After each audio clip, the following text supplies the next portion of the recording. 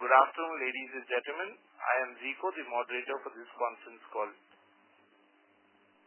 Welcome to the earnings conference call of Ice Make Refrigeration Limited, arranged by Aryana Matasco to discuss the financial results for Q4 and FY25.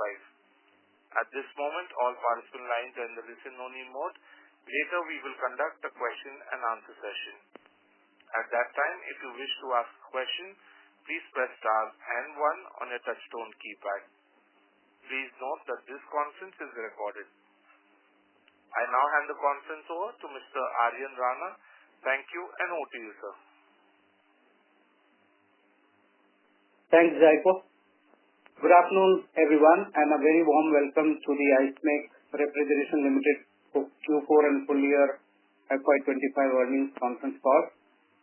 We appreciate your time and participation today. Our financial results for the quarter and full year are available on the company's website as well as on the stock exchange via listed. Before we begin, I would like to remind you that today's discussion may include forward-looking statements. These statements are based on current expectations and assumptions and are subject to certain risks and uncertainties, both known and unknown, that may cause actual results to differ materially. We encourage participants to review these forward-looking statements in conjunction with the risk disclosures outlined in our investor presentations and regulatory filings. Now, I would like to give you a brief background of the company. Ice Make Refrigeration Limited is one of India's leading manufacturers of innovative and energy-efficient refrigeration solutions. Since 1993, the company has catered to the diverse cooling needs of industries like dairy, food processing, hospitality, pharmaceuticals, logistics, and more. With a product portfolio spanning over 50+ solutions across 5 core verticals like cold rooms, commercial refrigeration, industrial refrigeration, transport refrigeration, and ammonia-based systems, the company continues to lead with a customer-centric and technology-driven approach. Ice Make serves clients across India and exports to over 24 countries. Please allow me to now introduce our management team. It is my privilege to introduce the leadership team joining us today to discuss the financial performance and strategic outlook. I welcome Mr. Chandrakant Patel, Chairman and Managing Director, Mr. Nikhil Bhatt, Vice President, Strategy, Ankit Patel, Chief Financial Officer, and Mr. Mandar Desai, Company Secretary and Compliance Officer. During today's session, the management will walk us through the financial and operational performance for Q4 and FY25, strategic updates and business drivers, and also give us key market opportunities and roads for the sustainable growth. With that, I would now like to hand over the call to our Chairman and Managing Director, Mr. Chandrakant Patel, sir. The floor is yours, sir. Thank you so much. नमस्कार, मैं चंद्रकांत पटेल आप सभी analyst, investor और हमारे सभी stake holder का इस earning call में मैं स्वागत करता हूँ। सबसे पहले मैं आप सभी का धन्यवाद करता हूँ जिन्होंने हमेशा हम पर विश्वास जताया और हमारे साथ पिछले 8 वर्षों से लगातार इस यात्रा में जुड़े रहे हैं। It's my pleasure to share our financial performance for the Q4 and full fiscal 2025. साल 2025 में हमारे लिए एक मजबूत और महत्वपूर्ण वर्ष रहा है। हमने यह बताते हुए खुशी हो रही है कि हमने 480 करोड़ रुपए का अब तक का हाईएस्ट रेवेन्यू किया है। यह पिछले वर्ष की तुलना में लगभग 27% की वृद्धि है। फोर्थ क्वार्टर में हमने 180 करोड़ रुपए से अधिक रेवेन्यू की, जो क्वार्टर टू क्वार्टर आधार पर 64% इंक्रीज है। यह हमारी टीम की एफर्ट, स्ट्रॉन्ग ऑर्डर बुक और बेटर परफॉर्मेंस का रिजल्ट है। हालांकि हमारा फोकस 500 करोड़ रुपए के लक्ष्य को पार करने का था, लेकिन वर्ष की शुरुआत में इलेक्शन के कारण कुछ ऑर्डर डिले होने के कारण 500 करोड़ नहीं हो पाए। फिर भी Q4 की स्ट्रॉन्ग परफॉर्मेंस ने दिखाया कि हम सही डायरेक्शन में बढ़ रहे हैं। हमारे कोर बिजनेस ने अच्छा प्रदर्शन किया है। नए प्लांट और कैपेक्स इन्वेस्टमेंट से आने वाले वर्षों में कंपनी को कंटिन्यूअस ग्रोथ मिलेगी। हमने हमेशा क्वालिटी, कस्टमर सेटिस्फेक्शन और इनोवेशन को प्राथमिकता दी है। हमारा फोकस है कि आने वाले 3 से 4 साल में इसमें को 1000 करोड़ टॉप लाइन वाली कंपनी बनाया जाए। आपका विश्वास हमारी सबसे बड़ी ताकत है। हम इस तरह क्वालिटी, कस्टमर सेटिस्फेक्शन और इनोवेशन की दिशा में आगे बढ़ते रहेंगे। धन्यवाद। आगे फाइनेंशियल अपडेट के लिए मिस्टर अंकित पटेल देंगे और business update mister Nikhil Bhatt देंगे। Thank you. Thank you, MD sir. Very good afternoon, everyone. I am Ankit Patel, CFO of your company. I am pleased to be here again to present you financial performance of the company for the fourth quarter and full financial year ended March 25. For Q4 of FY25 consolidated performance, we delivered a strong revenue of rupees 180.82 crore in Q4 FY25, making 64% quarter-on-quarter growth and 27% year-on-year growth compared to Q4 24. Our EBITDA stood at 21.85 crore, slightly up from rupees 20.93 crore in Q4 FY24. EBITDA margin was 12.08%, which is lower than 14.9% in Q4 last year, mainly due to incremental operational costs of our new CapEx.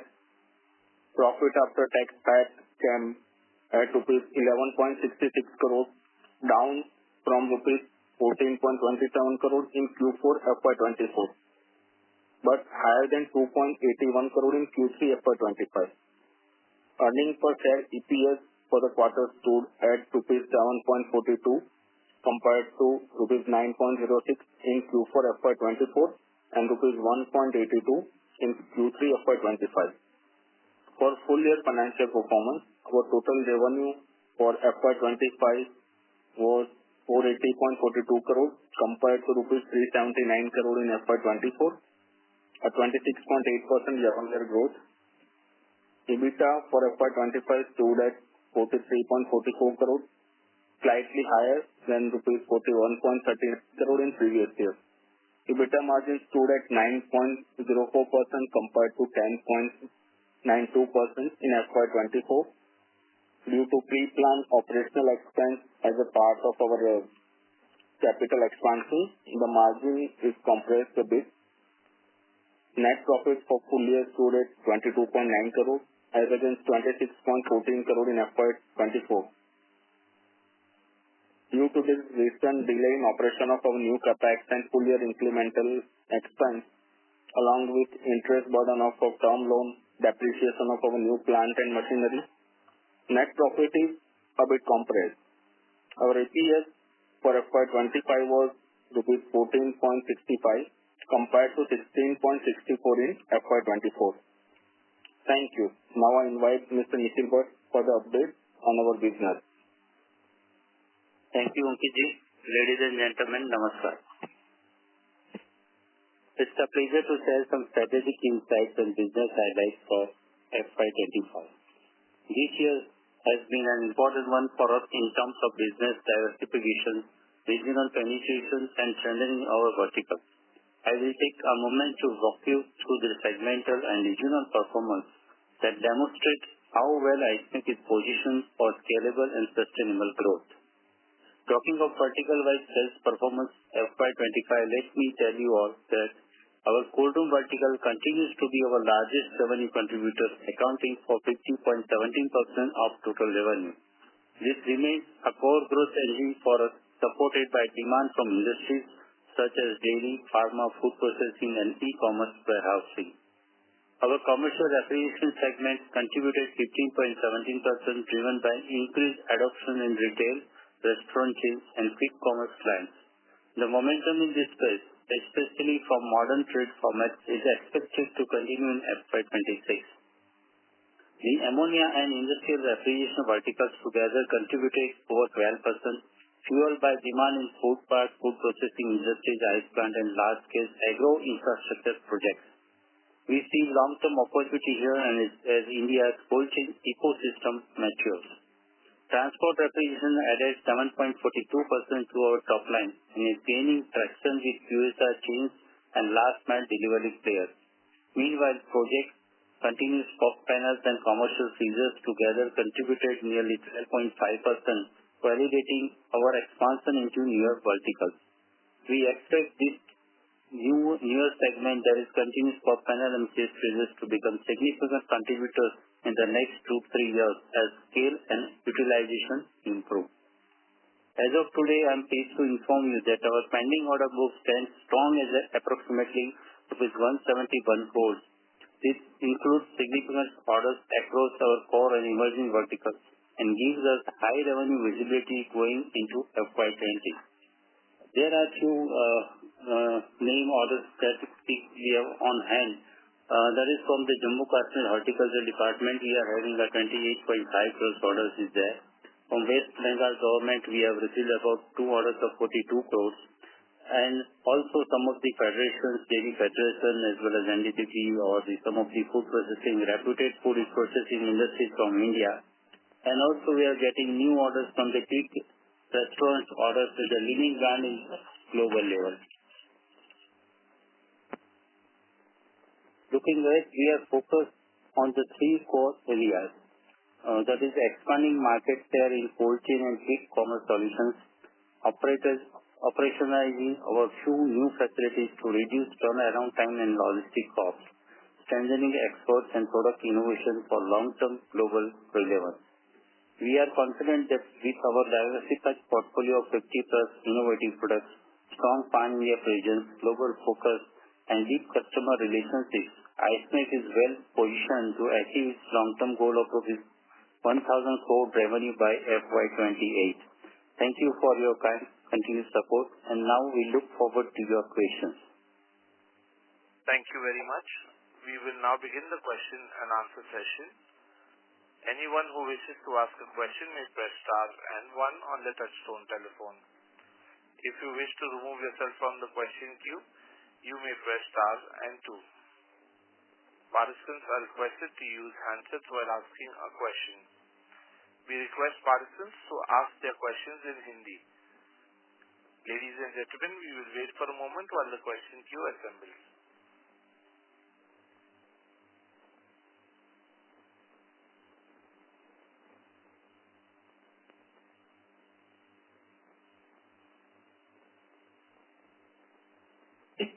Our first question comes from the line of Arnav from Ambit Capital. Please go ahead. Hi. Thank you for taking my question. My first question is, how much CapEx... Sorry to interrupt you, sir. Yeah. Before you go ahead with the question, may I request you come closer to the device, sir? Your voice is slightly echoing, sir. Thank you. Is this clear now? Yes, sir. This is better, sir. Thank you. Yeah. So my question was, how much revenue can we expect from our new segments, which is the PUF panel and the commercial freezer in FY26? Continuous panel की हम बात करें तो उसमें around 225 से 250 करोड़ तक की top line हम एक्सपेक्ट कर सकते हैं at single shift full fledge working and commercial freezer में अराउंड 130 करोड़ की टॉप लाइन हम जनरेट कर सकते हैं.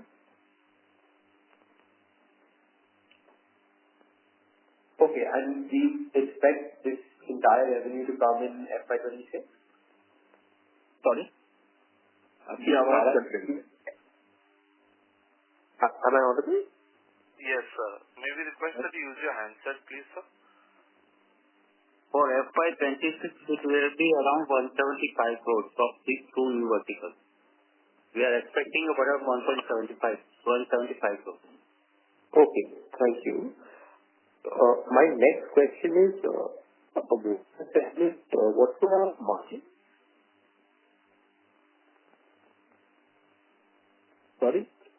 Your voice is not coming clear. Sir, may we request that you use your handset, please, sir? Am I audible now? Yes, sir. Yeah, my question was, what were the margins in the ammonia segment? Ammonia में हमारा gross margin है around 10 से लेके 14% के आसपास, 10 to 14%.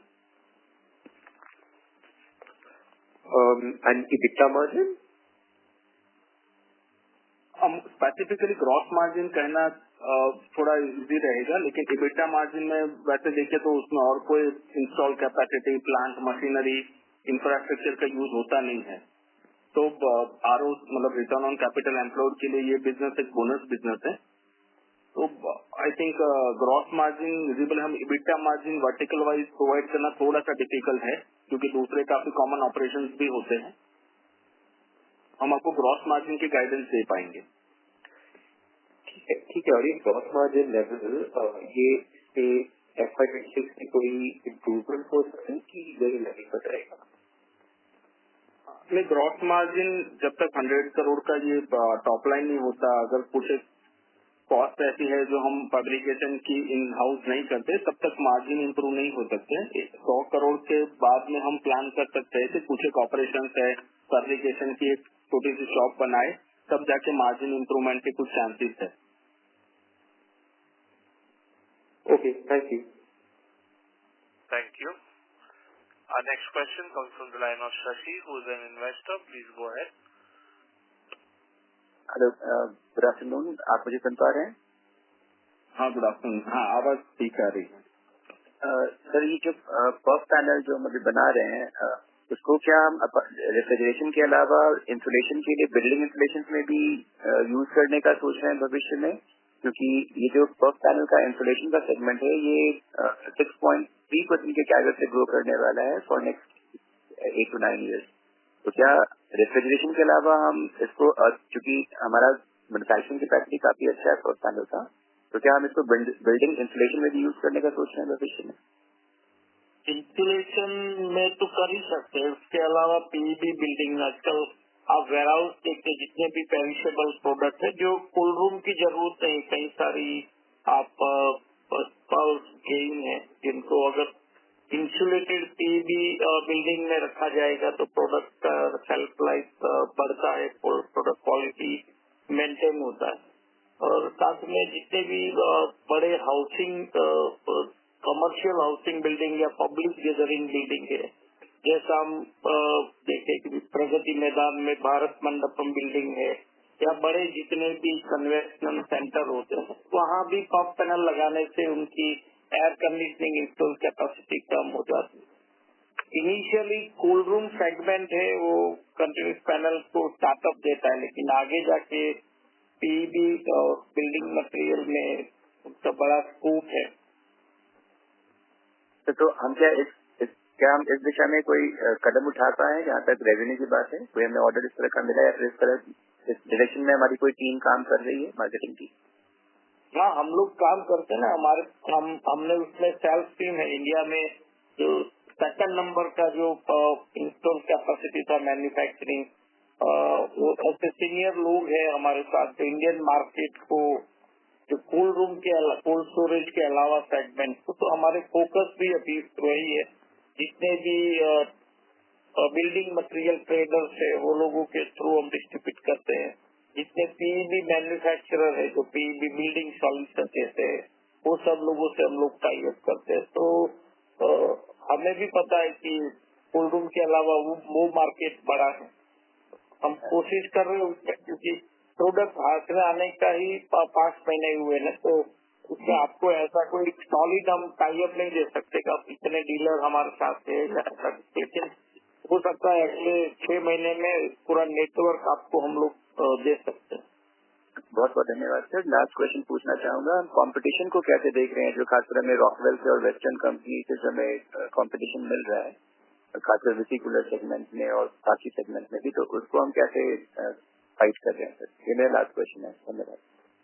Actually competition भी है, लेकिन सभी मैन्युफैक्चरर या ब्रांड का अपना अपना एक प्लस पॉइंट भी होता है क्योंकि हम लोग रेफ्रिजरेशन सेगमेंट में 30-35 साल से इंडिया में अच्छा काम कर रहे, लॉट ऑफ सॉल्यूशन से हमारे जो एंड यूजर है उससे हमारे अच्छे रिलेशन है, अच्छे बिजनेस ट्रांजेक्शन रेगुलरली चलते हैं। तो कंपटीशन में ऐसा नहीं है कि हमें हमारी प्रोडक्ट को लोग एक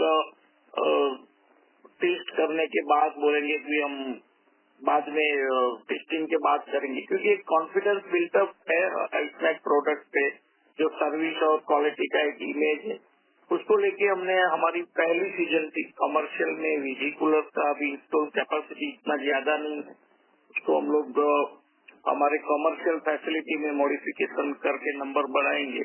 लेकिन चेस्ट फ्रीजर में हम लोगों ने फरवरी मार्च में उसका कोर सीजन बोला जाता है, उसमें अच्छा काम किया। हमें मार्केट ने जो रिस्पांस दिया तो ऐसा नहीं लगा कि ये कंपटीशन में हम नई ब्रांड है, हमें कोई प्रॉब्लम। तो हमें कॉन्फिडेंस भी था कि हम ये प्रोडक्ट लेके जाएंगे तो हम आसानी से एक लेवल की ब्रांड का लोग हमें वेटेज देंगे। बहुत बहुत शुक्रिया सर, फ्यूचर चैलेंजेस के लिए आपको ढेर सारी शुभकामनाएं। Thank you. Thank you. Thank you. The next question comes from the line of Bhavya Shah from 3A Financial Services. Please go ahead.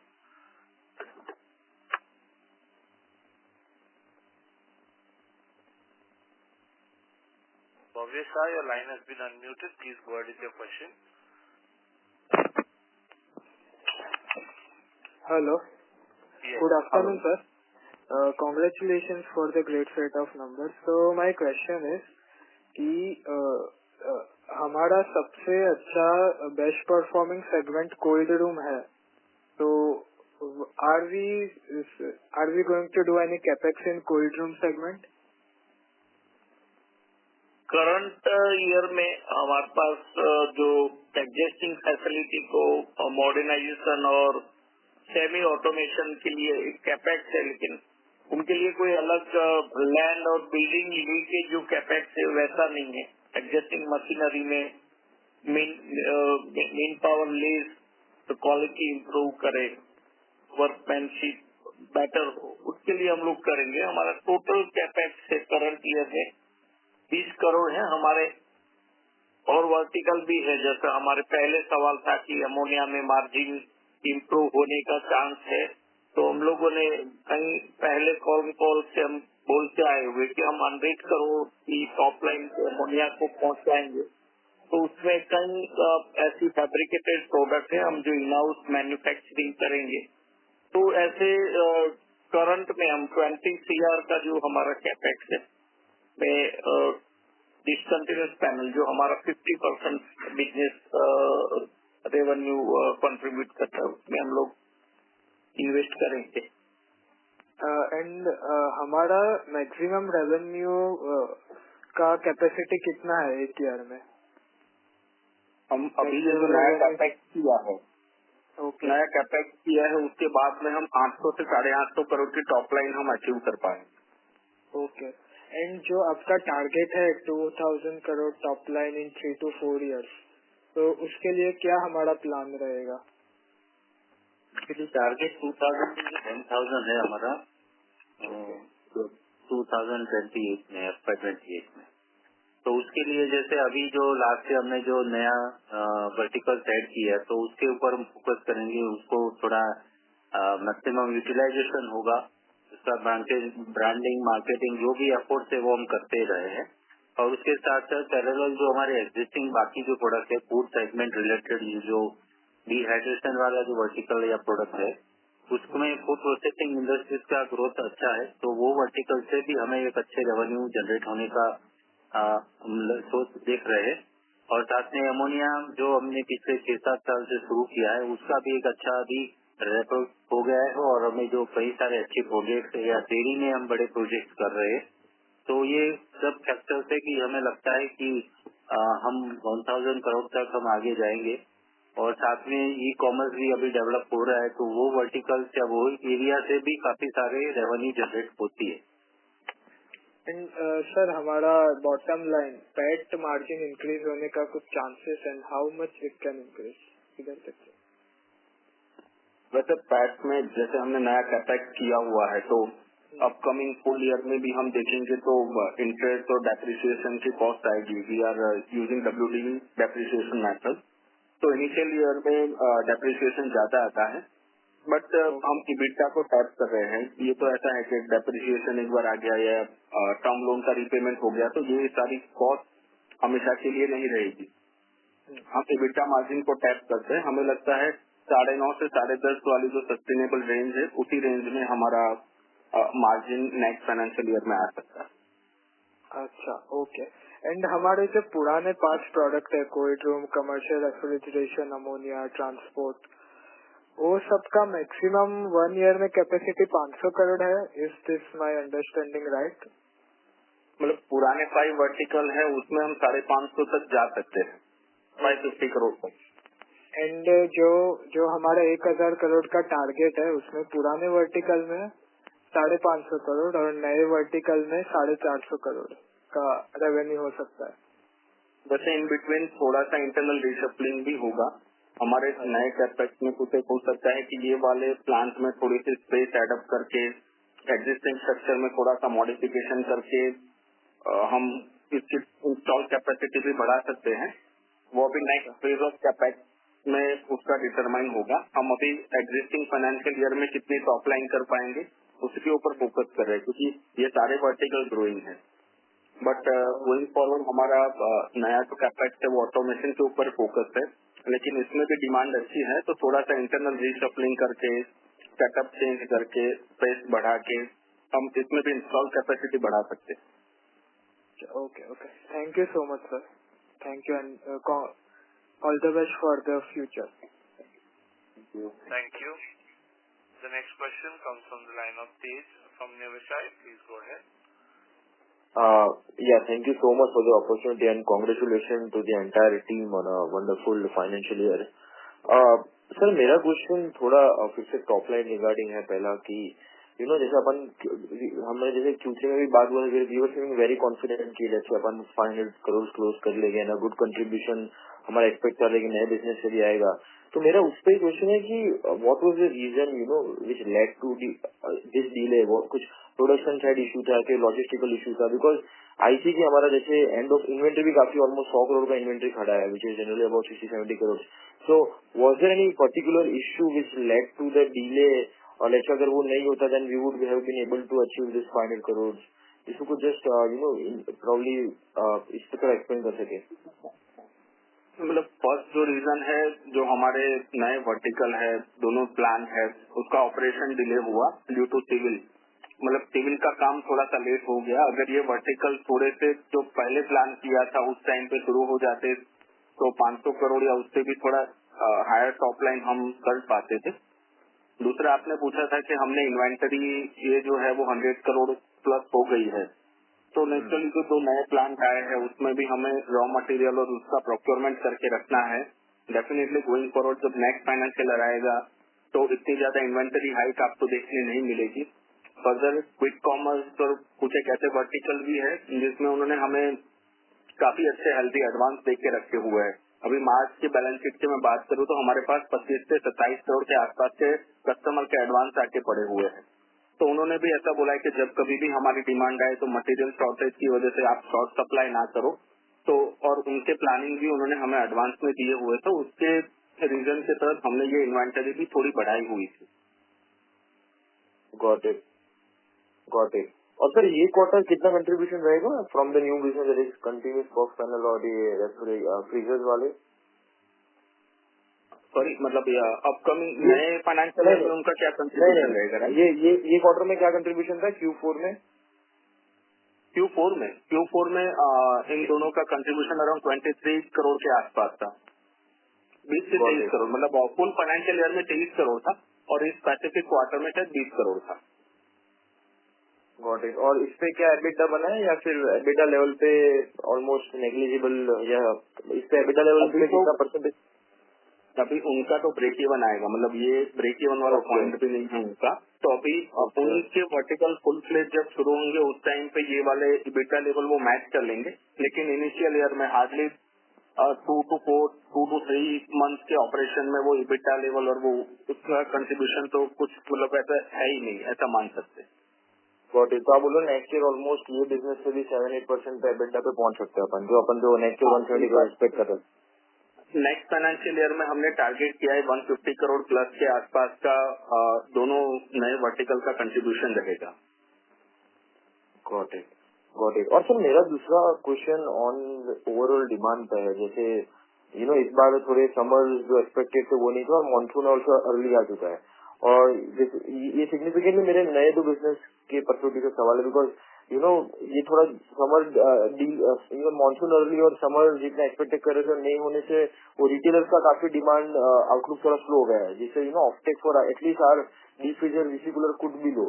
तो उस हिसाब से आपका जो पाइपलाइन था और आप जैसे डीलर पर्सपेक्टिव का बता डिमांड सिनेरियो क्या है, बिकॉज जो अभी फिनोमिना हुआ कि जल्दी बारिश आ चुकी है और जो समर एक्सपेक्ट कर रहे थे वो नहीं हुए on our new business and on a broader level also, if you could just help us understand कि end user के हिसाब से भी for our cold room और let's say industry refrigeration के हिसाब से भी डिमांड क्या एक्सपेक्ट कर रहे हैं, ऑल्सो आपने जैसे बोला कि 1000 करोड़ हम एक्सपेक्ट कर रहे हैं by 28, what rate of growth are we expecting for this financial year, और थोड़ा डिमांड आउटलुक पे आप थोड़ा अगर डिटेल में अगर आप अपना विचार बता सके। एक्चुअली आप जो बोल रहे हैं कि समर कंसिस्टेंट समर नहीं है, बीच में मानसून हो गया, तो ऐसा खास हमारे पास जो प्रोडक्ट है एयर कंडीशन को ज्यादा इफेक्ट करते हैं। रेफ्रिजरेशन ज्यादातर जो है फोर्थ क्वार्टर में ही सब लोग एडवांस प्लानिंग करके कोल्ड रूम और ये बिजनेस तो हो ही जाता है। हम लोग वीजी कूलर और चेस्ट फ्रीजर में हमारे लिए पहला साल है, पहली बार ये फर्स्ट क्वार्टर हम फेस कर रहे हैं, लेकिन हमें लगता है हमारा ईयरली टारगेट जो है चेस्ट फ्रीजर वीजी कूलर का, तो उसके अकॉर्डिंग फर्स्ट क्वार्टर में अब तक का जो रिस्पॉन्स है वो अच्छा है, क्योंकि हमारे पास इतनी मैन्युफैक्चरिंग कैपेसिटी भी नहीं है जो बड़े प्लेयर की है, जो लोग इतनी बड़ी कैपेसिटी इंस्टॉल करके बैठे हैं, उनको ये प्रॉब्लम है।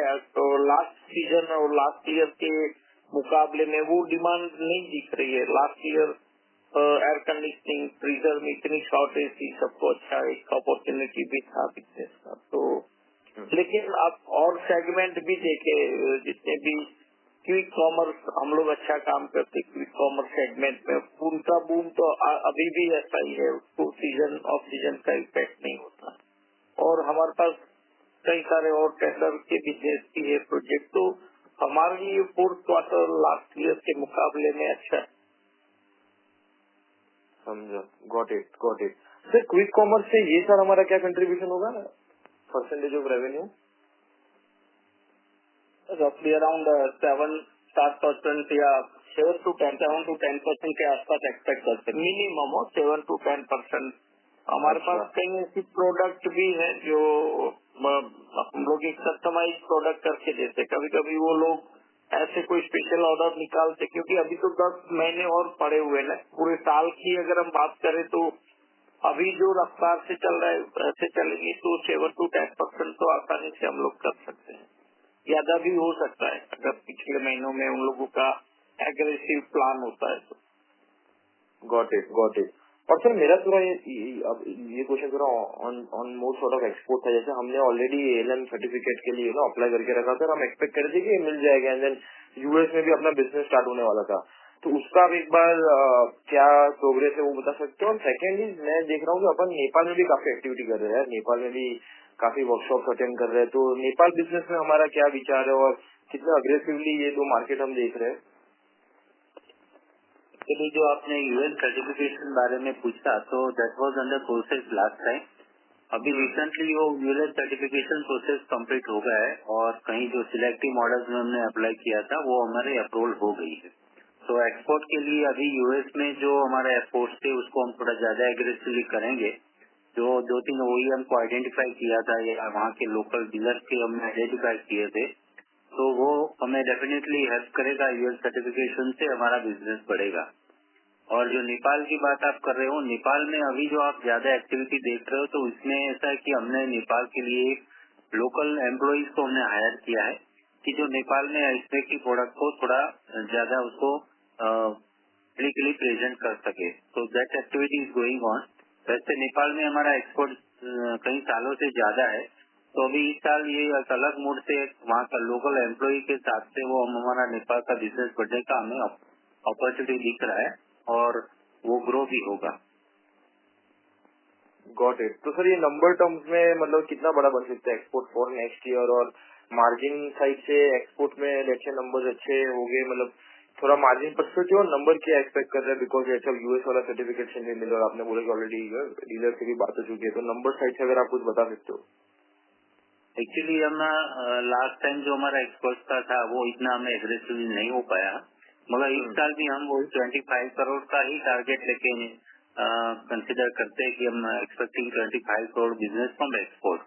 और जो मार्जिन की बात आप कर रहे हो, तो इतना मार्जिन में इतना ये प्रोडक्ट को देखते हुए सर्विस बेस है, तो मार्जिनल इतना ज्यादा डिफरेंस नहीं है कि हम उसको डोमेस्टिकली छोड़ के एक्सपोर्ट को ज्यादा प्रमोशन करें, क्योंकि ये प्रोडक्ट का नेचर ऐसा है कि मार्जिन ज्यादा नहीं हो सकता। Got it, got it.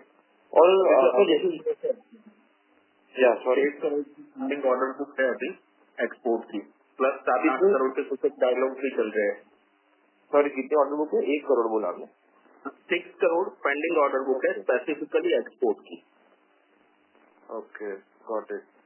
और कुछ 7 से 8 करोड़ के डायलॉग भी चल रहे हैं, उसको कंफर्म नहीं बोल सकते हैं, लेकिन हम पॉजिटिव हैं, वो मटेरियलाइज हो सकते हैं। Got it, got it.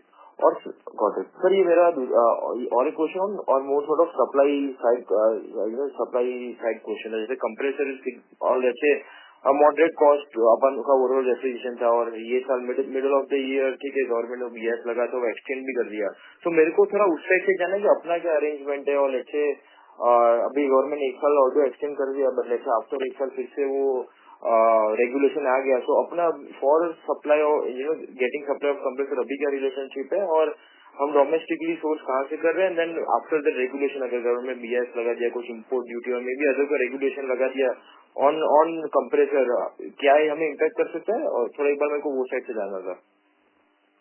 Actually compressor को लेके हमारा जो डिमांड है वो इतना नंबर्स में हमारे और कंपिटिटर्स के सामने इतना ज्यादा नहीं है, लेकिन इंडिया में भी मैन्युफैक्चरिंग शुरू हो चुका है, अच्छे प्राइस में काम होता है। ऐसा नहीं है कि इंडिया में मैन्युफैक्चरिंग ही नहीं है। और हम लोग थाईलैंड और ये कुछ कंट्री है जो चाइना को छोड़ के, तो चाइनीज कंपनी ने भी अभी इंडिया के सप्लाई के लिए और कंट्री में अपनी जो फैक्ट्री है उसकी कैपेसिटी उसके अकॉर्डिंग किया। तो मुझे नहीं लगता है कि इंडियन मार्केट का जो कमर्शियल फ्रीजर के जो 20 लाख कंप्रेसर का मार्केट को कोई मिस करेगा। उनके लिए उनके जो सब्स्टिट्यूट है वो मैन्युफैक्चरिंग सेटअप कहीं और कोई कंट्री में करेगा। और इंडिया में भी एक कंपनी ने तो ऑलरेडी शुरू कर चुके हैं, कुछ लोग और भी उसके लिए एग्रेसिव है और शायद कर भी लेंगे अगले ये पीरियड खत्म होने के पहले। Thank you. Mr. Tej, may we request that you return to the question queue for follow-up questions, as there are several participants waiting for their turn.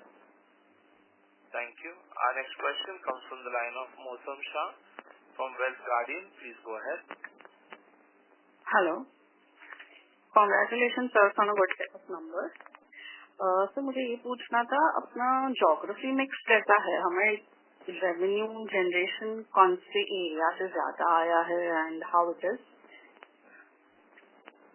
Geographically अगर नेशनल लेवल की बात करें तो जैसे हमारा वेस्ट जोन डोमिनेटिंग है और waste में हमेशा ज्यादा ही रहता है, तो वो 1% हमारा रेवेन्यू शेयरिंग है। और ईस्ट साइड में कंपैरेटिवली लास्ट ईयर तो वो ग्रोथ दिख रहा है, अराउंड 18% का शेयरिंग है। नॉर्थ साइड में 11% है, साउथ में थोड़ा इंक्रीज होके 14% है। बाकी जो ऑल इंडिया हमारे साथ ओईएम या डीलर एसोसिएट है या जो है उनके और एक्सपोर्ट को छोड़े तो 3% के उसका कंट्रीब्यूशन है।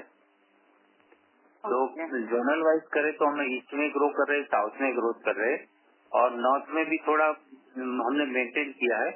और इसमें अभी कंट्रीब्यूटर ज्यादा है क्योंकि हमारे पास आज हाथ में ऑर्डर भी ज्यादा है, जो बड़े प्रोजेक्ट है वो ईस्ट साइड से ही है।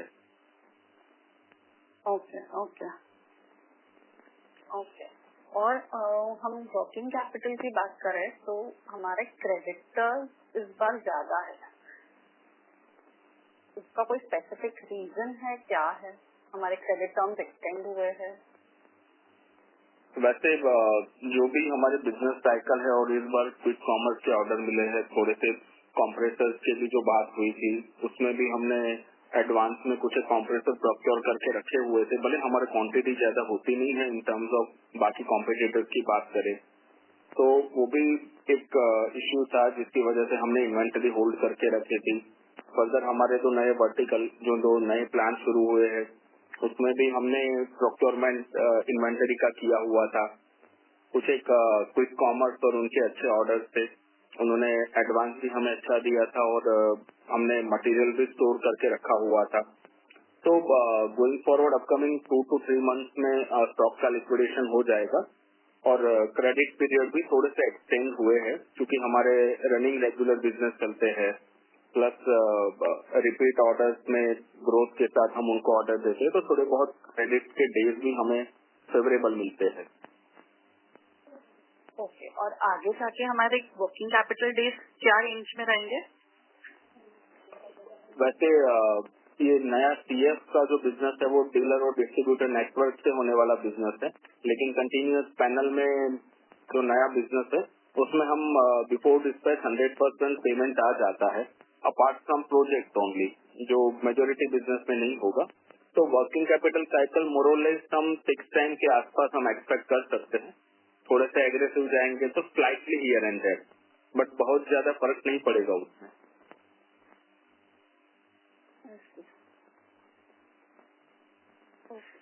Thank you so much, sir. Thank you. Thank you. Our next question comes from the line of Resha Mehta from GreenEdge Wealth Services. Please go ahead. Thank you.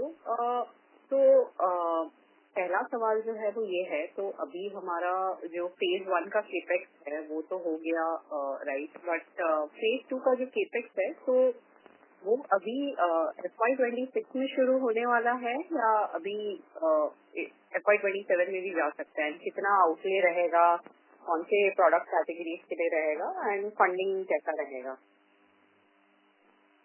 Actually जो हमारा phase 2 में हमने जो capex का plan किया वो approximate 150 crore plus होगा। और जैसे हमने पहले बताया था कि भी आफ्टर ये 2 फैसिलिटी की एस्टैब्लिश करके यानी फेज 1 के बाद हम उसको थोड़ा रिव्यू करेंगे अप्रैल 25 में। तो अभी लगता है एज ऑन नाउ हमने जो रिव्यू किया है वो हिसाब से वो एरिया में या जो वो प्रोडक्ट के कंटिन्यूस स्टॉक पैनल में उसमें हम ज्यादा कैपेक्स अभी उसके बारे में नहीं प्लान करेंगे।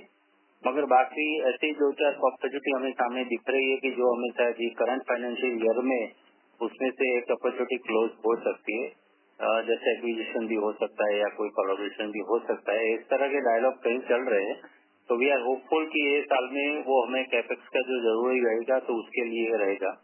उसके अलावा जो हम जियोग्राफिकल थोड़ा प्लान कर रहे हैं उसको एक्सटेंशन करने के लिए भी हमें कुछ फंडिंग करना पड़ेगा। और बाकी जो फंड की रिक्वायरमेंट है तो जो 150 करोड़ का 100% तो शायद ये 26 में नहीं होगा, मगर 27 तक भी जा, क्योंकि हमारा ये 3 साल का प्रोजेक्शन था 200 करोड़ से ज्यादा जो कैपेक्स का था जो हमने इस साल पहले बताया था। और फंडिंग के बारे में अभी एज ऑफ नाउ हमने पहले भी बताया कि we are open for all opportunity की हमारे पास बैंक लोन भी अवेलेबल है और फंडिंग के लिए इक्विटी थ्रू भी हम उसको प्लान करेंगे। It depends upon this opportunity and time, दोनों के हिसाब से हम we are open for that. तो बेसिकली जो भी केपेक्स होगा आई मीन वो फ्रॉम अ लैंड एक्विजिशन या प्लांट डालने के लिए नहीं होगा, राइट? दिस इज इतना मतलब समझ आ रहा है जैसे आप बता रहे हो, राइट? इट विल बी एक एक्विजिशन के लिए या फिर कुछ कोलैबोरेशन के लिए जैसे आप बता रहे हो, but there is going to be land खरीद के हम कोई प्लांट बिठाए, कैपेसिटी बिठाए, वैसा वाला कोई स्पेसिफिक केपेक्स नहीं होने वाला, राइट? ये साल में नहीं, ऐसे इंडिपेंडेंटली बात करें तो ऐसा कोई प्रोजेक्ट या प्रोडक्ट के बारे में ऐसा कोई नया ग्रीनफील्ड प्रोजेक्ट के लिए प्लानिंग अभी नहीं किया है, मगर गोइंग फॉरवर्ड ऐसा भी नहीं है कि हम नहीं करेंगे। अभी नहीं लगता कि ये प्रायोरिटी में हम करें। कुछ एक अपॉर्चुनिटीज ऐसी चल रही है, डायलॉग ऐसे चल रहे हैं कि ये वाले प्रोजेक्ट के साथ हम उसको मटेरियलाइज करें तो फाइनेंशियल प्लानिंग और उसके लिए टाइमिंग मतलब सही नहीं रहेगा।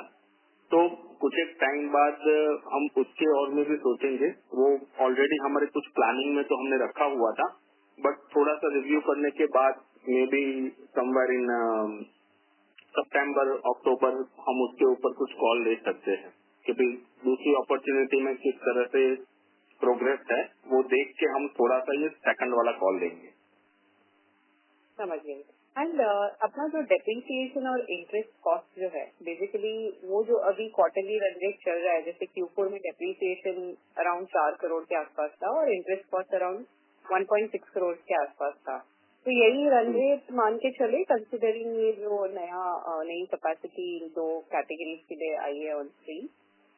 हाँ, नेक्स्ट फाइनेंशियल ईयर में ये रन रेट रहेगा। थोड़ा सा एग्रेसिव जा रहे हैं। इंटरेस्ट कॉस्ट और डेप्रिसिएशन को आप कंसीडर कर सकते हैं लास्ट Q4 वाला।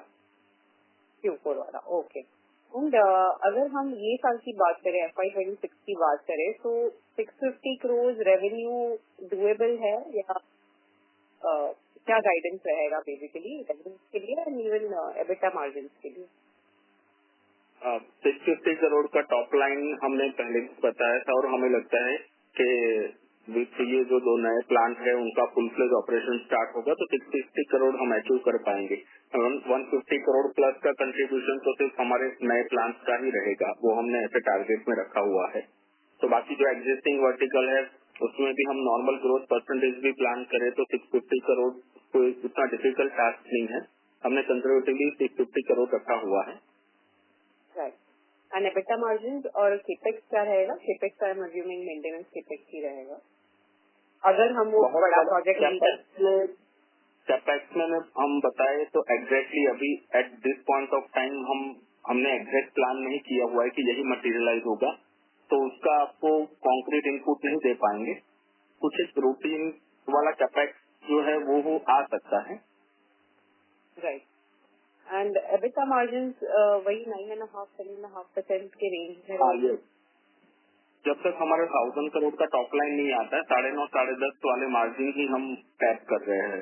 कई बार ऐसा हो सकता है थोड़े बहुत मार्जिन प्लस भी हो सकते हैं या नीचे भी हो सकते हैं, बट उसमें बहुत ज्यादा फ्लक्चुएशन या वेरिएशन नहीं आएगा। राइट। एंड BIS हमारे सेगमेंट्स में आ चुका है कि नहीं या आने वाला है, एंड अगर आता है तो हमें क्या फायदा होगा इससे? बिकॉज एनीवेज जो हमारा टॉप कंपटीशन है वो तो एस्टैब्लिश ब्रांड ही है, राइट? तो इस पे थोड़ा आप अगर बता सके तो। आप BIS की बात कर रहे हैं ना? राइट। BIS जो है अभी लिमिटेड हमारा जो प्रोडक्ट पोर्टफोलियो है उसमें एक या दो प्रोडक्ट में ही एप्लीकेबल है। जो चेस्ट फ्रीजर है उसमें BIS एप्लीकेबल है और हमारे पास वो BIS अप्रूवल है और अकॉर्डिंगली हमें कोई प्रॉब्लम नहीं है वो प्रोडक्ट के लिए। राइट। पर BIS कोई कॉम्पिटिटिव एडवांटेज नहीं रहेगा, राइट? मेरा कहने का ये था कि बिकॉज एनीवेज हमारा जो कंपटीशन है वो भी एकदम एस्टैब्लिश ब्रांड ही है, तो BIS सर्टिफिकेशन उनके पास भी रहेगा। तो अगर आता है तो हम वो certification will be certified, but our product will be certified, लेकिन कोई कॉम्पिटिटिव एडवांटेज नहीं होगा ना हमें इससे। एक्चुअली अनऑर्गेनाइज सेगमेंट से वो आपको एक एज देता है, लेकिन अनऑर्गेनाइज सेक्टर अगर हम वाटर कूलर जो हमारा अपकमिंग प्रोडक्ट है उसमें थोड़ा सा अनऑर्गेनाइज सेगमेंट ज्यादा है तो वहाँ एक स्पेशल बेनिफिट हो सकता है। चेस्ट फ्रीजर है जो एक और प्रोडक्ट है जिसमें BIS और रेटिंग कंपल्सरी है, वहाँ तो सब ऑर्गेनाइज प्लेयर है तो वो तो कंपल्सरी सबके लिए कॉमन है। Right right. Okay, thank you and all the best. Thank you. Our next question comes from the line of Bhargav from Ambit. Please go ahead. Yeah, good afternoon, sir, and congrats on a good revenue execution. Sir, मेरा पहला सवाल ये था कि अपने business में अगर हम देखें तो फोर्थ क्वार्टर में करीबन 40% रेवेन्यू आता है। अभी हमारे ये जो नए बिजनेसेस जो आ रहे हैं, POF पैनल और आपका VC कूलर, उससे बिजनेस के सीजनलिटी में कोई फर्क पड़ेगा क्या? कि मतलब अभी भी फोर्थ क्वार्टर ही बहुत ही हैवी रहेगा कि it can be spread out across more quarter? Actually चीज फ्रीजर और वेहिकुलर जो है टोटल टॉप लाइन का 10%, 9-10% रेवेन्यू कॉन्ट्रीब्यूट करेगा। चीज फ्रीजर वेहिकुलर के लिए सीजन 4 फर्स्ट क्वार्टर भी होता है, क्योंकि समर 15 मई एंड तक चलता है। तो थोड़ा सा हमारी जो लास्ट ईयर की नई प्रोडक्ट आने के पहले की पिक्चर में थोड़ा सपोर्ट होगा, लेकिन ओवरऑल 10% कंट्रीब्यूट करने वाला वर्टिकल से इतना कोई ज्यादा फर्क नहीं पड़ेगा। कंटिन्यूस पैनल जो है वो कंटिन्यूस पैनल पीबी सेगमेंट जब ओपन होगा तब भी वहाँ जितने भी मानसून शुरू होने के टाइम पे सिविल के प्रोजेक्ट स्टार्ट होते तो वहाँ भी कोई स्पेशल बेनिफिट नहीं है, तो कोई ऐसा कोई ज्यादा डिफरेंस नहीं आएगा। ओके। दूसरे सर प्रोडक्टिविटी के हिसाब से आपका जो नया प्लांट है वो तो काफी ऑटोमेटेड होगा कंपेयर टू जो हमारा पुराना प्लांट है। तो आपका जो यील्ड है in terms of ROC and productivity वो ऐसा बोल सकते हैं कि अभी काफी इम्प्रूव हो सकता है, क्योंकि ऑटोमेटेड प्लांट है, वो पुराना वाला में थोड़ा लेबर इंटेंसिव था कि उस दिशा में। वैसे अभी उसका ऑप्टिमम परफॉर्मेंस आया नहीं है। आरओसी में देखे तो प्लांट और मशीनरी में प्लस ये जो थोड़ी सी लैंड हमारे पास सरप्लस भी है, उन सब में हमारा इन्वेस्टमेंट तो हुआ ही है। तो गोइंग फॉरवर्ड जब ये फुल फ्लेज ऑपरेशन में आएंगे तो आरओसी उस टाइम पे उनका बेटर होगा। हाँ, मतलब एग्जिस्टिंग प्लांट के आसपास तो आ ही जाना चाहिए ना 1-2 साल में, कि नहीं?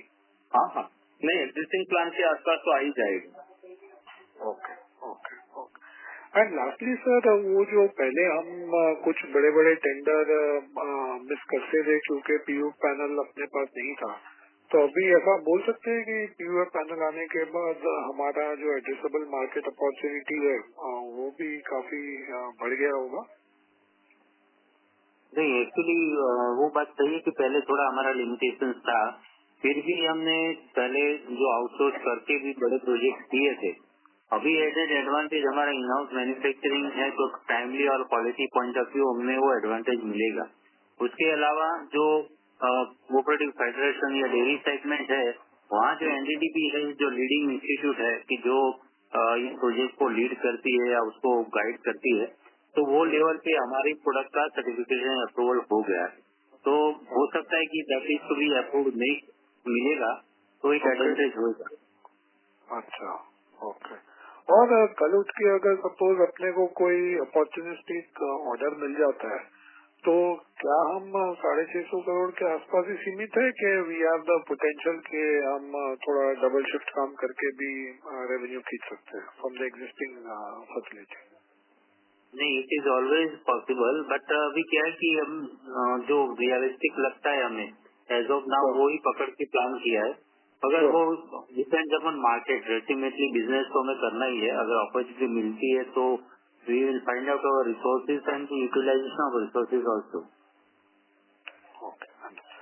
Great, sir, and congratulations for the new expansion and all the very best. Thank you. Thank you. The next question comes from the line of Amit from HG Hawa. Please go ahead. Good afternoon, sir. Am I audible? Yes, sir. May we request you to use your handset, sir? Thank you. Yes, sir. Am I audible, sir, clearly now? Yes, sir. Please go ahead. Yeah. Thank you for the opportunity. Sir, congratulations for good set of numbers. Sir, मेरा question थोड़ा अलग है। Like आप कोई की inside आप बता पाएंगे, लाइक जो आपने डिस्कवर किया हो पिछले 3 से 5 सालों में, जो हमारे बिजनेस को समझने में हमको एक यूनिक पॉइंट बताए?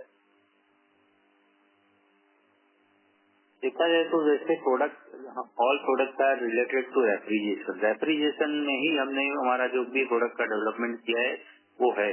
और यूनिक की बात करें तो हमने पिछले 3-4 साल नहीं मगर 5-6 साल पहले से जो हमने 2 नए प्रोडक्ट फूड प्रोसेसिंग के लिए जो है शुरू किए थे, जो heat pump dehydration and freeze dryer.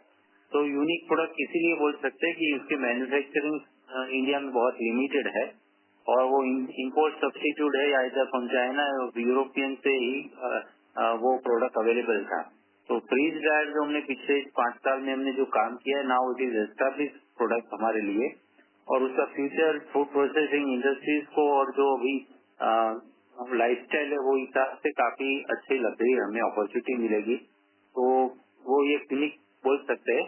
साथ में जो हमारा एमोनिया वर्टिकल्स का जो लिमिटेशंस थे हमारे पहले 6-7 पहले कि हम वो बड़े प्रोजेक्ट नहीं कर सकते थे, तो वो भी हमने हमारा ओवरकम कर लिया। हमारे पास काफी सारे अच्छे रेफरेंसेस भी, हमने कई सारे अच्छे प्रोडक्ट लीडिंग ब्रांड के साथ कंप्लीट किए हैं और डेयरी फेडरेशन की ओर से भी हमें अच्छे सारे ऑर्डर्स मिले थे तो हमने वो पूरे किए हैं। तो ये एक हमारे लिए अपॉर्चुनिटी है और एक हमारे लिए बिजनेस ग्रोथ के लिए जो हमारा लिमिटेशन था वो हमने ओवरकम किया। तो काफी सारी जो जैसे डेयरी है तो उसमें अमूल हो गया, प्लस काफी प्राइवेट प्लेयर्स है जिनका इंडस्ट्री में बड़ा नाम है, हल्दीराम हो गया, काफी सारे क्विक कॉमर्स के कस्टमर्स भी हमारे साथ जुड़े हुए हैं और उनके रिपीट ऑर्डर आ रहे हैं। तो मार्केट का जो ट्रस्ट है वो हमारी प्रोडक्ट और कंपनी के ऊपर काफी अच्छा है। प्लस हम जो भी कोई नई प्रोडक्ट ला रहे हैं या कुछ भी कर रहे हैं तो उनका एड्रेसेबल मार्केट सिमिलर ही है। मतलब हमें इस प्रोडक्ट को जाके बेचने के लिए कोई दूसरा मार्केट खोजने की जरूरत नहीं होती है। इसी मार्केट के अंदर हमारी प्रोडक्ट इसी कस्टमर के बीच हमें बेचना है तो वो हमारे लिए थोड़ा सा आसान रहता है। इतने पास्ट एक्सपीरियंस से लोगों का ट्रस्ट हमने गेन किया हुआ होता है। तो ग्रोथ के लिए इसी इंडस्ट्री और इसी सेगमेंट में नई चीजें आने की वजह से हमारी बॉटलनेक दूर होती है और हमारे टॉप लाइन के ग्रोथ को काफी सपोर्ट मिलता है। Thank you for the reply, sir. So second question was connected to the order backlog. आप मेरे को थोड़ा समझा पाएंगे लाइक लास्ट ईयर का जो ऑर्डर बैकलॉग था क्या वो इस क्वार्टर में स्पिल ओवर हुआ है या कितना ऑर्डर था लास्ट ईयर एंड इस साल का कितना ऑर्डर है? वैसे क्वार्टर ऑन क्वार्टर हमारे ऑर्डर्स बढ़ते रहते हैं। हम रनिंग ऑर्डर बुक होती है इसलिए स्पेसिफिक क्वार्टर वाइज हम टैक्स नहीं करते हैं, बट लास्ट क्वार्टर के जो भी मतलब ऑर्डर थे उससे डेफिनेटली बड़ी ऑर्डर बुक ही होती है। कई बार ऐसे होते हैं डिलीवरेबल पीरियड की वजह से थोड़ा सा ऊपर नीचे होता है, लेकिन ज्यादातर तो हमारे ऑर्डर बुक में इजाफा ही होता है। अभी की पेंडिंग ऑर्डर बुक हमारी 171 करोड़ प्लस की है on hand order. Thank you sir, all the best for the future. Thank you. Thank you. Thank you. The next question comes from the line of Bharat Gupta from Fair Value Capital. Please go ahead. Hi sir, thanks for taking my question. Sir मेरे सवाल commercial refrigerators और वेजिकूलर को लेके हैं। इस segment का price अगर हम ऑर्गेनाइज प्लेयर्स के हिसाब से देखें तो कितना होगा? और I think B line one of the major competitors था इस सेगमेंट में, तो उसके प्लांट शटडाउन होने से आपको डिमांड में क्या लग रहा है कि वो गैप कैसे एड्रेस हो रहा है? इम्पोर्ट से हो रहा है या डोमेस्टिकली हम और बाकी प्लेयर्स उस गैप को फुलफिल कर पा रहे हैं? एक्चुअली इम्पोर्ट तो वायबल ही नहीं है, तो डोमेस्टिकली ही होता है। हम लोग वी लाइन और हमारे में फर्क इतना है कि वी लाइन जो थे वो व्हाइट लेबलिंग ओईएम के लिए ही काम करते थे। हमारा 70% वॉल्यूम है हमारे अपनी ब्रांड से बिक रहा है, 30% वॉल्यूम ही हम लोग है जो कोई अदर ब्रांड के लिए काम करते हैं। हालांकि हम लोग सीजन टाइम में ही हमारा प्रोडक्शन शुरू हुआ तो हम व्हाइट लेबलिंग में टाई अप नहीं कर पाए, लेकिन करंटली पिछले 3-4 महीने से हमने टाई अप करना है, अप्रोच करना लोगों को, सैंपलिंग, रेटिंग, BIS जो कंप्लायंस पोर्शन होते हैं उसमें काम किया हुआ है। तो लगता है कि अगले 2-1 महीने में हमारे वो टाई अप हो जाएंगे। तो विलाइन और हमारा सीधा कोई एडवांटेज नहीं था, हमने तो हमारे रिटेल हमारी अपनी ब्रांड पे ही ज्यादा बिजनेस किया था। विलाइन के अलावा भी एक कंपनी आई जो विलाइन का बिजनेस था किसी और वर्क जो ऐसे लिस्टेड तो वो बिजनेस मिला है, क्योंकि व्हाइट लेबलिंग में इंडिया में कुछ कंपनी है जिसका रिस्टोर आउटसोर्स ही है और इम्पोर्ट उनके पास ऑप्शन है नहीं, क्योंकि शिपिंग कॉस्ट और एंटी डंपिंग और टैक्सेशन स्ट्रक्चर है वो कम्पीट में वायबल नहीं होता।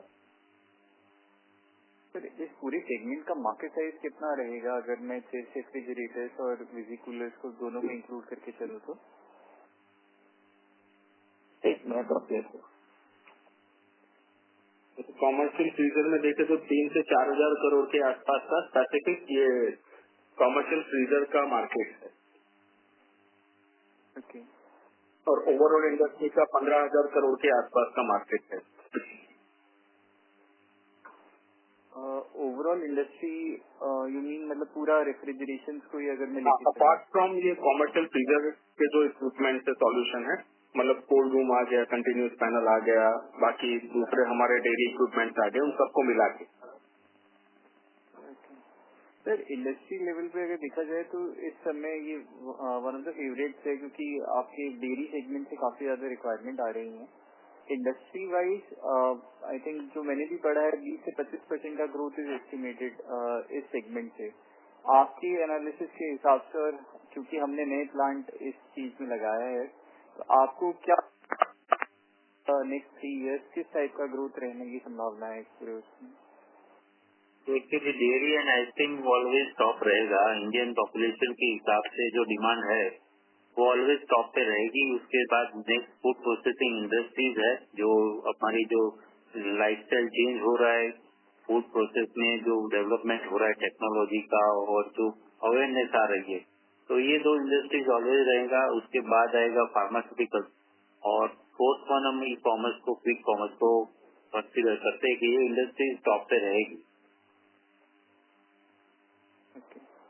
एंड जो सर आपने 15,000 odd crores का जो एस्टिमेट दिया था, that includes the visicooler as well, मतलब विजिकुलर मिला के वो था एक ओवरऑल इंडस्ट्री साइज। ये जो नंबर्स है, हम जो प्रोडक्ट में काम करते हैं उस पे एक एस्टिमेटेड वैल्यू है कि 15,000 करोड़ का मार्केट साइज हो सकता है। जैसे ऑथेंटिक रिपोर्ट कहीं अवेलेबल नहीं है, मगर एज पर दी अवर अजम्पशन और दी ऑब्जर्वेशन हमें लगता है कि हम जो प्रोडक्ट में काम कर रहे हैं वो 15,000 करोड़ का बोल सकते।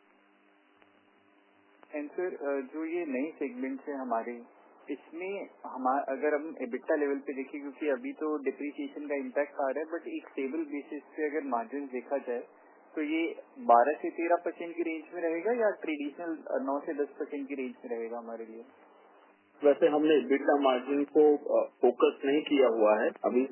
हमारा फर्स्ट फोकस है टॉप लाइन के ऊपर फोकस करके उसको बढ़ाना। अभी जब तक हमारा 1,000 करोड़ का टॉप लाइन नहीं आता है, तब तक हम एबिटा मार्जिन इम्प्रूवमेंट को हम फोकस नहीं करेंगे। हो सकता है ड्यूरिंग द कोर्स अगर कुछ नया कैपेक्स हम ना करें या नया ओपेक्स हम ना करें, तो ये मार्जिन थोड़ा सा 1-आधा% बढ़ भी सकता है, बट हम उसको टैच नहीं कर रहे हैं, इसलिए आपको कमिट नहीं कर रहे हैं। तो हमारा डिजायर्ड रेंज जो 9.5 से 10.5 वाला है, उसको हम मेंटेन करने की कोशिश करेंगे। और अभी के तौर पे सर हमारी इंस्टॉल कैपेसिटी कितनी होगी विद रिस्पेक्ट टू रेफ्रिजरेटर?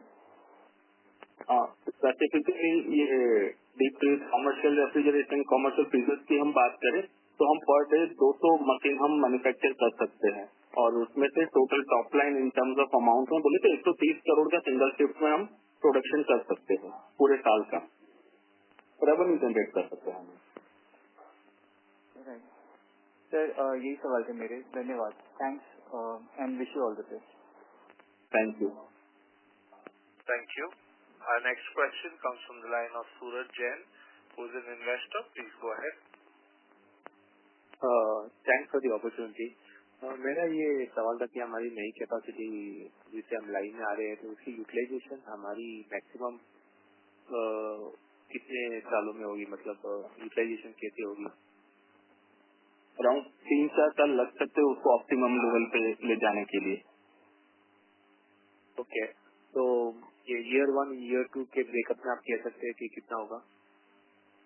मतलब अभी नए करंट फाइनेंशियल ईयर हमने नए प्लान को 150 करोड़ प्लस का टारगेट हमने रखा हुआ है इंटरनली। ओके, जैसे हमें ये कोल्ड स्टोरेज मैन्युफैक्चरिंग में भी है, तो मैं कह सकता हूँ कि हमारे ये बिजनेस थोड़ा बहुत इन प्रोडक्ट्स के वजह से साइक्लिकल हो सकता है, या मेरी अंडरस्टैंडिंग ये सही है? कोल्ड रूम में इतना ज्यादा सीजनल क्या वैसे कोई इफेक्ट नहीं आ रही, क्योंकि it is ongoing requirement project कि प्रोडक्शन में भी उसकी रिक्वायरमेंट होती है, स्टोरेज में भी रिक्वायरमेंट होती है। जहाँ प्रोसेस है, कहीं जो पेरिसेबल आइटम्स है या ऐसी जो फ्रोजन प्रोडक्ट है जिसका प्रोडक्शन एरिया में भी कोल्ड स्टोरेज की रिक्वायरमेंट तो रहती है, तो उसमें सीजन का ज्यादा कोई इफेक्ट नहीं रहता। ओके, इंडस्ट्री वाइज थोड़ा अलग रहता है। वैसे जैसे अगर हम हॉट समर सीजन आता है उस टाइम पे डेयरी आइसक्रीम आइसक्रीम की हम स्पेसिफिकली बात करें तो उसमें थोड़ा सा बड़े कैपेक्स में बोल सकते हैं कि वो बूम होता है, लेकिन फार्मास्यूटिकल है, केमिकल है, ई कॉमर्स है, जिनके रनिंग हमें ऑर्डर्स मिल रहे हैं, इवन हॉस्पिटैलिटी में भी अलग अलग इंडस्ट्री में वर्क करते हैं, तो वैसा सीजनल इम्पैक्ट नहीं बोल सकते। वैसे Q1, 2, 3 पिछले 2 साल में देखते तो इवनली डिस्ट्रीब्यूटेड रहता है, लेकिन Q4 में क्योंकि समर सीजन होता है, लोग कैपेक्स में इन्वेस्ट करके उसको बेनिफिट लेने का प्लान कर रहे हैं, तो Q4 हमारा थोड़ा सा आउट परफॉर्मिंग रहता है। ओके, तो ये साल ये जानने की मुझे ये जानना है कि ये मार्जिन में हमारी कम क्यों हुआ है। एक बेसिकली रीजन क्या हो सकता है, जैसे आपने वन ऑफ द रीजन आपने बताया कि हम कैपेक्स लाई जा रहे हैं, अदर देन इसकी वजह से कोई और दूसरी कोई रीजन है? हमने ये जो भी कैपेक्स के लिए जो भी ऑपरेशनल एक्सपेंस करने हैं, रिक्रूटमेंट करने हैं, तो ये वाली चीजें तो हमने थ्रू आउट ईयर की हुई थी। हमने प्लान किया था कि ये जो नए कैपेक्स है उनका रेवेन्यू कंट्रीब्यूशन सेकंड हाफ से ही शुरू हो जाएगा, लेकिन हम उसमें भी डिले हुए, तो जो रेवेन्यू कंट्रीब्यूशन है वो सिर्फ एक क्वार्टर का आया है, और जो भी बाकी अलाइन एक्सपेंसेस है वो हमने पूरे साल किए हुए हैं थ्रू आउट, तो वही रीजन है। और हम उसको एक साइजेबल टॉप लाइन पे लेके आएंगे तो हमारे मार्जिन फिर से स्टेबल हो जाएंगे। Okay, fine, that's it from my side. Thank you for the opportunity. Thank you. Thank you. Our next question comes from the line of Tej, who's from Niveshaay. Please go ahead. Thank you so much sir कुछ opportunity देने के लिए।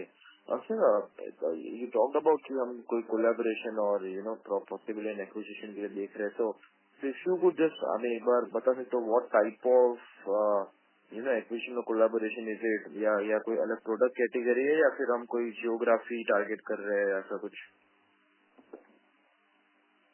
Actually देखो, ये तो आज का नहीं, हम लिस्टेड हुए उनके पहले और लिस्टेड होने के बाद तो अब हम लोग लगते हैं कि वैल्यूएशन पे हमें वैल्यूएशन का यूज करके कोई टेक ओवर मर्जिंग अपॉर्चुनिटी में काम करना चाहिए। कई बार वैल्यूएशन को लेके कई बार और कंक्लूड नहीं कर पाते, लेकिन अभी हमारे पास है अपॉर्चुनिटी ऐसी जो हमें लगता है कि उसमें कुछ हम रिजल्ट ला पाएंगे, लेकिन फिर भी ऐसा है कि दो अलग अलग ऑर्गेनाइजेशन की कंक्लूडिंग होना भी जरूरी है।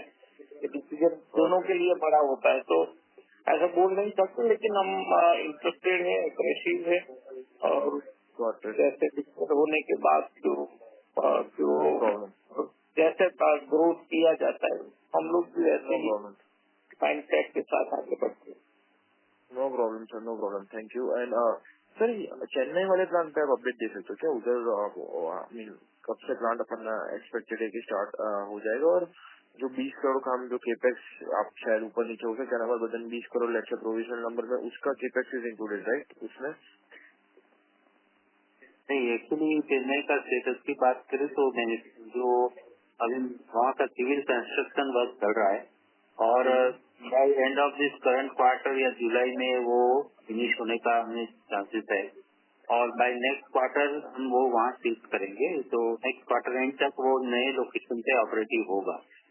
और ये जो 20 करोड़ का कैपेक्स की जो हमने पहले बात की, वो भारत या चेन्नई का इतना इन्वेस्टमेंट रेशियो नहीं है उसमें। ये जो बात हुई वो एडिशनल होगा, कुछ कहीं ना कहीं अगर हमें करंट एग्जिस्टिंग फैसिलिटी में कुछ करना पड़ेगा या कोई छोटा मोटा इक्विपमेंट या ऐसा कोई हमें बढ़ाना पड़ेगा। Got it. और सर ये चेन्नई वाले में कितना होगा अगर वो 20 करोड़ में इंक्लूडेड नहीं है तो?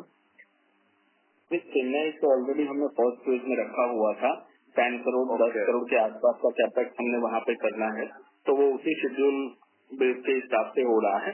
और नेक्स्ट क्वार्टर में जैसे वीपी सर ने बताया, हम वहाँ पे शिफ्टिंग का प्लान कर रहे हैं। और उधर से कितना फिर जनरेट कर पाएंगे फिर, मतलब वो इस प्लान से कितना फिर अपन लेट्स से कस्टमर उधर से इन टर्म्स ऑफ वैल्यू उधर से कितना जनरेट कर पाएंगे अपन खाली चेन्नई प्लान से? वो अप्रोक्सीमेट 60 करोड़ का रेवेन्यू जनरेट हो सकता है। Got it. और सर ये मेरे को सर जैसे फॉर आवर न्यू केपेक्स जो अपन वीसी कूलर्स है और कैश फ्रीजर्स है, हम क्या ईपीआर के दौरान में आते हैं? लेट्स से फॉर जो एक्सटेंडेड प्रोड्यूसर रिस्पॉन्सिबिलिटी है जहाँ पे रिसाइकलिंग का एक दिया है कि जो मैन्युफैक्चरर है उसको ही फिर से मार्केट से लेके रिसाइकल करना, वो क्या वो क्राइटेरिया में हम आते हैं ईपीआर वाले, और हमारे पे क्या ऑब्लिगेशन अगर आते हैं तो या उस पे कोई हमको ये है ना कोई एक्सपेंडिचर करना पड़ेगा अलग से? नहीं, as of now as per our knowledge it is not in that category. अच्छा अच्छा, okay, got it, no problem sir. Okay, that's all from my side. Thank you so much and all the best. Thank you. Thank you. Our next question comes from the line of Saki, who is an investor. Please go ahead. Chandrakant bhai, namaskar, and I think congratulations on a good last quarter.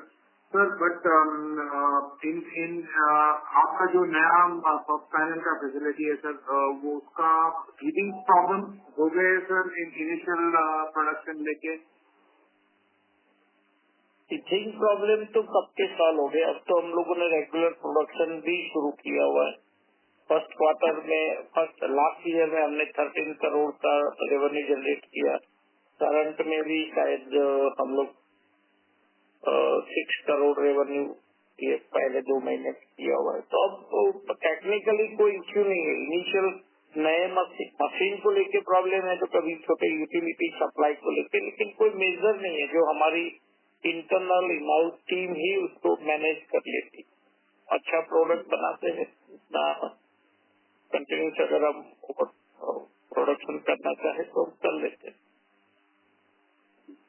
और sir अपना जो date level है ये साल क्या level पे close होगा sir?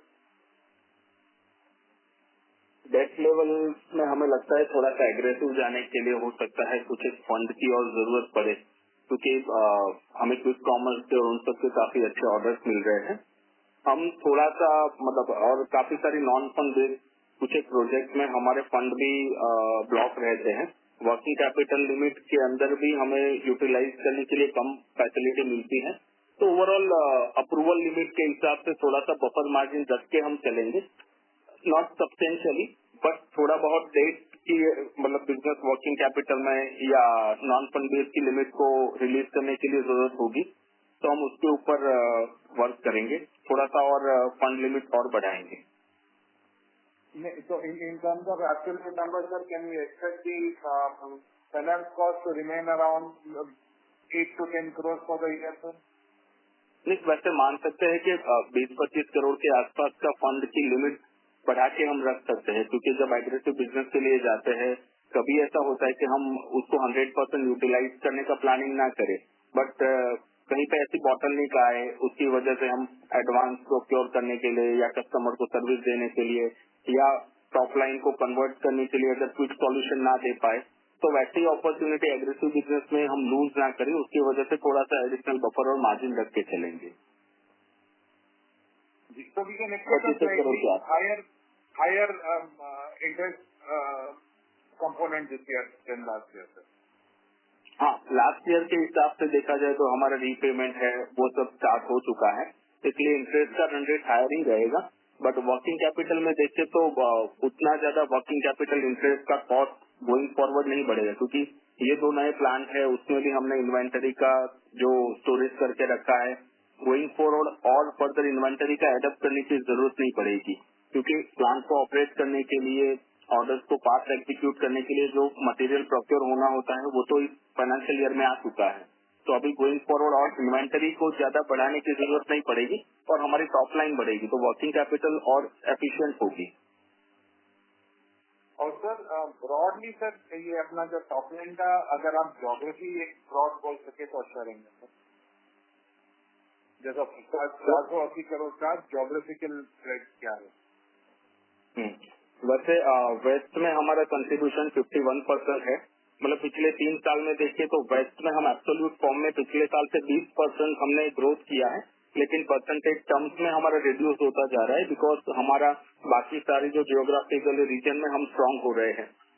तो वेस्ट में 51% है, ईस्ट में 18% का शेयर है, साउथ में 14% है, नॉर्थ में 11% है और नेशनल डीलर्स मतलब जिनका माल ऑल ओवर इंडिया में जाता है उनका 3% के आसपास का कंट्रीब्यूशन है और 3% के आसपास का एक्सपोर्ट है. Thank you sir. Thank you and best wishes sir. Thank you. Our next question comes from the line of Tej from Niveshaay. May we request that you ask only 2 questions, please? Yeah. Sorry, I would have just only one question. Sorry, I missed it. Sir, इस बार का हमारा government versus private का एक बार आप अगर split बता सकते हो please. Government with private means in the revenue percentage. Yeah, revenues perspective, right. Actually, हमारा गवर्नमेंट का यानी इसमें government pure state government central government नहीं है, हमका जो कोऑपरेटिव फेडरेशन है वो भी इसमें इन्वॉल्व होते हैं. तो टेंडर बिजनेस जो हम बोलते हैं तो उसमें वो प्रोजेक्ट में 15 से 20% का हमारा रेवेन्यू शेयरिंग था और ऑन एन एवरेज 10 से 15% से ज्यादा हमारा बिजनेस नहीं हो. Okay, the tender based business generally is around 10 to 15%. जी, कभी कभी क्या है कि बड़े प्रोजेक्ट होते हैं तो रेशियो बदल जाता है, otherwise we are not focusing on that only. Got it. No problem. Got your point. Thank you so much, sir. Thank you. Ladies and gentlemen, as there are no further questions from the participants, I now hand the conference over to the management for closing comments. Thank you everyone for joining us today on the Q4 and FY25 earnings conference call. We appreciate your time, your questions and your continued interest in Ice Mate Refrigeration. We hope the discussion today has given you a clear view of our business performance, strategic direction and growth outlook. If you have any further queries or require additional information, please feel free to reach out to us or our investor relations advisor, Aryana Matasco. We look forward to staying connected and updating you on our progress in the coming quarter. Thank you once again. Thank you. On behalf of Ice Make Refrigeration Limited, that concludes this conference. Thank you for joining us, and you may now disconnect your lines.